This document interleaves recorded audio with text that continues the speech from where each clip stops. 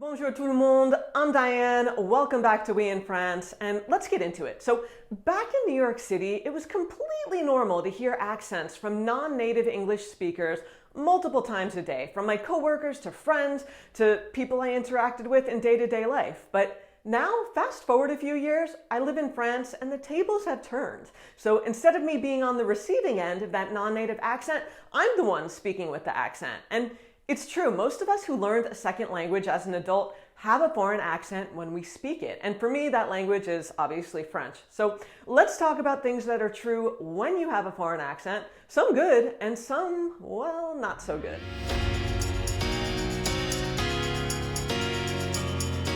Okay, so for the more bothersome things I'm going to get into, they can just range from a mild annoyance, where you're like, thanks for telling me that, to, just something that can really ruin your day that you ruminate on for hours, for days, especially if you're already feeling a bit out of sorts or stressed or self-conscious. And if you can relate, just know that I get you. My first few years in France were not easy, and I've been there, okay? You aren't alone. And as I always say, what I'm speaking about can apply to any language, although it is my point of view, and that's always from an American who speaks French. So with that, let's get into number one. Number one is that people might find you charming just because of the way you speak, and they'll tell you as much, And that's great if you're on a date or you're in a casual situation with a friend, but when it's your client in the middle of a work presentation you're giving in a room full of people, it can really be a little bit embarrassing. Okay, number two, you get asked where you're from all the time. More so, I think, if you're in a big city.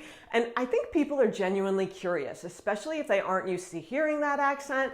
And it could be a great conversation starter, depending on the context. And I'm going to underline that because, most of the time, people here in France, they're excited to talk about the United States and they're friendly toward me. But a word of caution, if you don't know the person well, it's really best to not comment on someone's accent at all. It can make them self-conscious, you don't know what they're going through. And for more on that, someone who explains it perfectly is a video I'll link below from a channel called Accents Way with Hadar. She's amazing. I felt her video was really validating, explains a lot, and can educate people who maybe have never thought about what it's like to be on the receiving end of comments. So Hadar, she takes a hard take, I'm not gonna lie. She takes a hard take on this subject, but I found it refreshing and I hope you'll give it a watch. But let's get into number three. You're used to people speaking loudly to you as if having an accent means you're hard of hearing and that's why you don't always understand. And I don't think people do this on purpose, but a volume change isn't going to change anything here. I'm American, not deaf, so enunciating well and speaking slowly can help. But speaking loudly to someone who has an accent in and of itself, that's just plain weird, so don't do that. And you might be doing it without even realizing, so just make sure you're not raising your voice as if the person's deaf. They're just foreign. Okay, number four, you become instantly more interesting to those around you. So having an accent, in a lot of cases, it's exotic, it's different. And in small towns, people are even more curious about you and what you're doing in France. So that's something to be aware of. Which leads me to number five. Sometimes you kind of psych yourself out a bit before you even open your mouth, and you do feel self-conscious when you speak up. This was especially true for me my first couple of years in France, just when I wasn't sure of myself, and especially around people you just met, people, in a high-pressure situation for work, something really important, even if you know how to say the word. You're like, blah, blah, blah, and you're like, oh, that's not what I meant. And I feel that most of the time it's hard for people to not notice your accent as the first thing about you. And sometimes you just want them to see you and not your accent. And again, this was something I personally experienced when I first came to France because I wasn't sure of myself at all, or at least less sure than I am now. And my language skills were not something that I was like, yeah, you got this. I was like a timid little mouse, which is not me, but I will say time helps. All right, next, number six, the flip side is that people might find you too different and they don't want to talk to you because of their own hang-ups with foreigners, or they assume you don't speak French, or maybe even they're self-conscious about their English. So it's definitely a them thing, not a you thing, but regardless, it doesn't feel good. They also might think you're just passing through and you're not worth getting to know because they think you're going to leave soon anyway.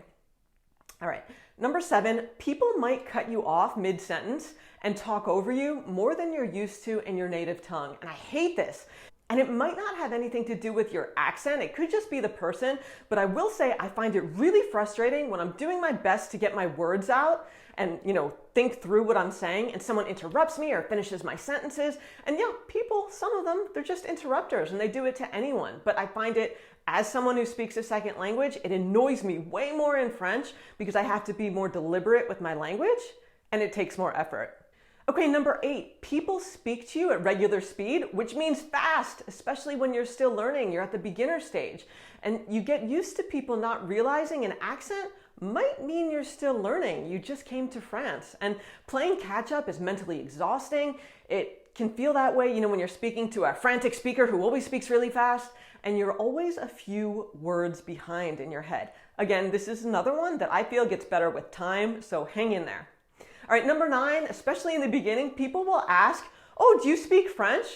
After you've just spoken French, because they really aren't used to hearing an accent. And I find this one is the most common with senior citizens in a small town who maybe haven't encountered a bunch of foreigners in their lives. And I give people the benefit of the doubt. 99% of the time, I don't take offense. It's just a question and you answer it with grace and you move on and they'll see right away, yes, I speak French. I have an accent, but I speak French. Okay, number 10, sometimes people ask you to repeat yourself when you're sure you're speaking super clearly, and that's okay, right? Sometimes they just like the way you pronounce things in your accent and they want to hear it again. It's not a dig at you or anything about how you pronounce the word. They just wanted to hear it again. All right, number 11, when you're out and about, especially in touristy areas in the summer, people ask you if you're a tourist, and I've gotten used to telling people, nope, I live here, and I have for several years. People are curious. Okay, number 12, if you're in a smaller town, you can become instantly identifiable as the American, since there probably aren't too many others that sound like you. That's how people refer to me at my gym, at a bakery I'd go to. Oh, did the American come in yet? Not Diane, which is my French name, but the American. Okay, 13, people assume good and bad things about you based on where you're from and your accent without getting to know you. And one of my favorite things is dispelling these myths that people have about Americans. Number 14 means you know 2 or more languages, and that's awesome. And my take on why having a foreign accent is not a defect is in this video that I'll link here, so watch that.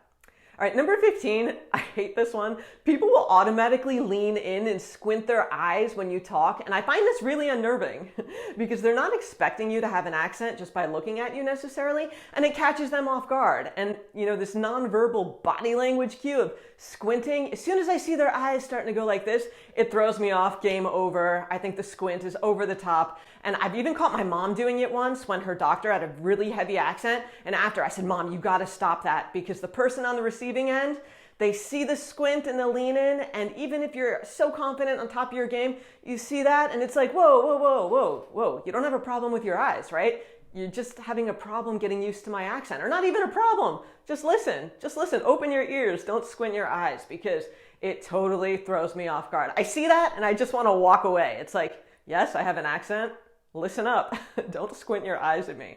The next one is that sometimes I tell people up front that I'm a foreigner almost apologetically to help them get used to how I speak, especially in the beginning when I wasn't so confident. And it comes in handy when someone's expecting you to sound like everyone else and you don't. It just kind of puts everyone at ease and kind of makes everything more casual. If you just say, hey, yeah, I'm American, by the way, as if they're not going to know that you're foreign. But still, if you're the one calling it out, it just becomes a little bit easier in a way. And again, this is for people when they first arrive. If you're totally confident in your skills and you speak fine, you don't need to call anything out. I mean, an accent's an accent. It's not something to erase. But more in that video I linked before on that. Okay, number 17, this is a big one, and it's something I did as a kid, but there's no excuse for it as an adult. People often repeat things, what they think you sound like, because they think it's cute or cool or funny, and they don't realize it comes across as rude, like they're mocking us. And usually, I say usually, people don't mean anything by it. They're not trying to be rude, depending on the context, but I might gently say something like, hey, I know we're cool and all in a casual context, but FYI, you might not want to do that to someone else other than me, because people could take it really badly. And if it's done in a professional setting at your job, it can really suck. And what I mean is, I'll just exaggerate an accent, like, je m'appelle Diane, j'habite en France depuis 2012. You know, that's an exaggerated accent, you know? And then a French person will say, oh, Diane, elle parle comme ça. Je m'appelle Diane. Elle habite en France depuis 2012. C'est drôle ça. Just something ignorant, something stupid, where you're doing the best you can, you're understood clearly because they understood you enough to mock you, and it's just not funny and it's not received very well. So, you've ever had the calling to repeat something in someone's accent, you know, to their face and make fun of them? It's not funny.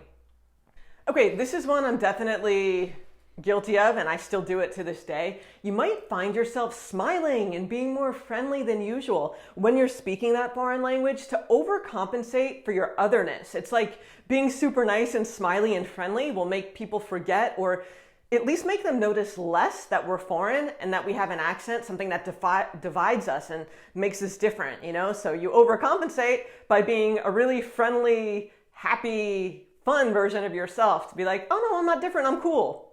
All right, number 19, finally, you get a little more nervous before opening your mouth in a high pressure situation where a bunch of people will hear you, like speaking up at a crowded bakery or a presentation at work when it's your first couple of presentations or first couple of times at a bakery. And this can make the accent and mistakes even more pronounced because everyone's hearing it. But again, like I've said a few times, time makes it get a little easier. So hang in there. What have I learned about being the one with the accent? Well, for one, I have a greater appreciation for all my fellow language learners out there. It's not easy, and I found myself more patient just with people in general. So, two, when I encounter anyone with a foreign accent in English or in any language, I really make sure to not do any of these annoying things on my list to others, because even if people don't do it on purpose or they don't even realize they're doing these things, I know how it can feel to be on the receiving end, and on my worst day, it really can throw you. So third, I just want to point out there's a big difference between fluency and having an accent. You could be perfectly fluent in a language and have a huge accent, just like you can speak with a rather good accent and be at a beginner level. So they're not the same thing, okay? But a foreign accent, I feel it makes us an outsider. You know, there's no way getting around that. You're different and people react to us differently. But usually it's for the best. Sometimes it's not, but I think talking about these things is part of the package. And when it becomes your normal day in and day out living in another country, you just get used to it, you know? But yeah, it's okay to talk about these things. I do it on video here. I do it with people in real life. It doesn't mean you're being too sensitive or making a big deal about nothing. You're just working through life. So learning a language is hard.